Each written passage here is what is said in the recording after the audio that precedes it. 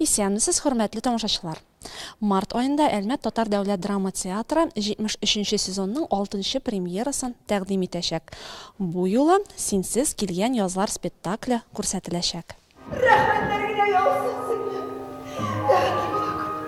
Sağ olasın. Uğuşlar size.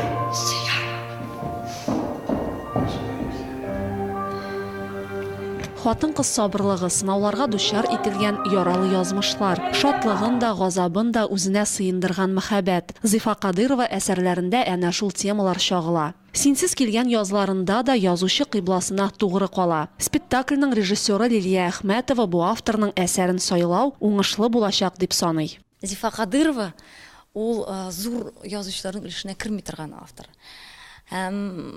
Шул вакытта да ул гел укымаган, кулына китап алмаган укучыны, китап алмаган халыкны китапка өнди алган, китапны яраттыра алган автор.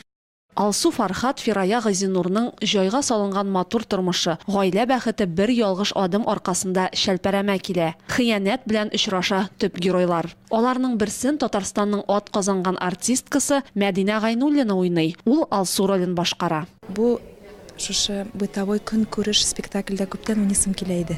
Чөнки мин соңгы араларда гел фестиваль спектакльләрендә катнаштым, шуңа күрә мин ничектер бу рольне көтеп алдым. Ул Алсу роле шул кадәр якын минем үземнең эчке кичерешләремә, характерыма ята. Ул шундый тыныч ул Алсу әйме. Синсез килгән язлар спектакле язмыш тарафыннан бирелгән бер төрле сынауны бу ике хатын-кызның төрлечә узуы турында бәян ул. Алсу Фәрхатны гафу итә, кичерә һәм күңелендә аңа булган нәфрәттән арына. Ул җиңә. Ул шушы сынауларны ярып, җырып, үзеннән индер көч табып, чын хатын-кыз булып кала. Менә хатын-кызның язмышы сурәтләнелә, ике хатын-кызның язмышы сурәтләнелә, һәм шуларның берсен мин башкарачакмын. 30-нчы һәм 31 мартта инде без хөрмәтле яраткан тамашачыларыбызны премьерда көтеп калабыз. Соңгы 2 елда булган премьераларны исәпкә алсак, Мәдинәнең Кибет һәм Медея спектаклендәге рольләре Алсудан шактый аерыла. Бу юлы тамашачылар алдында ул башка, үзенең күңел халәтенә якын булган образда чыгыш ясаячак. Гомумән нинди генә спектакль булмасын, бу үзенә күрә бер көч сарыф итә. Кибет спектаклендә дә шулай ук Медея чыкты. Ул спектакльләрдә ул минем өчен бик авыр, аны уйнарга бик авыр, аны халыкка җиткерергә бик авыр.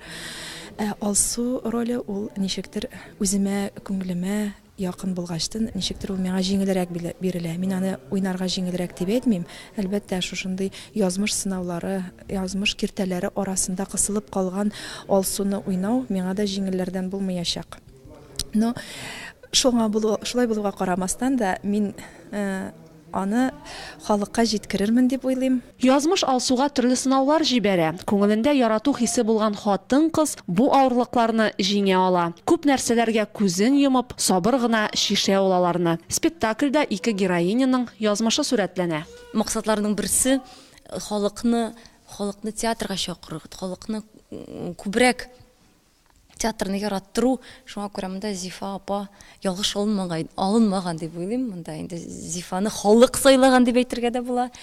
Халык сайлагач, бездә театрның миссиясе шундый булгач, бездә Зифа апаны үтеп китә алмадык, Зифаны куярга булдык. Бүгенге көндә театрда премьерага әзерләнү бара, репетицияләр үтә, декорацияләр, костюмнар ясыйлар. Театрның тегү цехы, реквизит һәм бутафор цехы хезмәткәрләренең оста куллары ярдәме белән спектакль өчен кирәкле реквизитлар, киемнәр барлыкка килә. Рамиля Хамидуллина, Раил Зайнуллин, Мәдәният яңалыклары сәхифәсе.